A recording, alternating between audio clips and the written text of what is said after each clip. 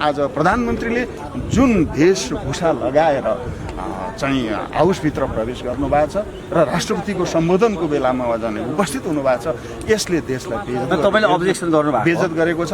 अघिल्लो पटक राष्ट्रपतिले आएर संयुक्त संसदलाई सम्बोधन गर्दा उहाँ जुन बानकी जुन भाव भङ्गीमा आउनु भएको थियो, मैले त पहिलो पटक प्रधानमन्त्री आउँदै हुनुहुन्छ सिक्दै हुनुहुन्छ भन्ने ठानेको थिएँ। तर यसपटक उहाँले आफै नीति र कार्यक्रम अगाडि सार्ने मात्र योजना प्रस्तुत गर्नुभएको छ, उहाँले नीति र कार्यक्रम टेबल गर्नुभएको छ।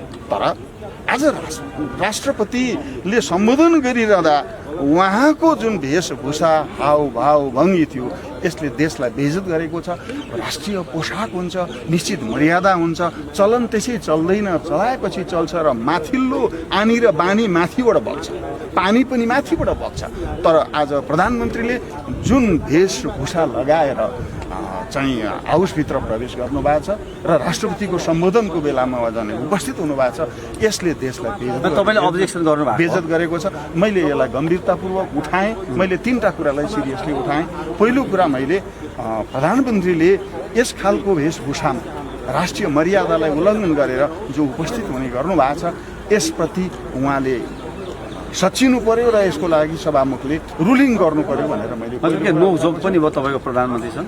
प्रधानमन्त्रीले मैले जब कुरा उठाएँ उहाँले त्यसपछि अब उहाँको टलरेन्स रहेन, उहाँ बैठक छोडेर हिँड्नु।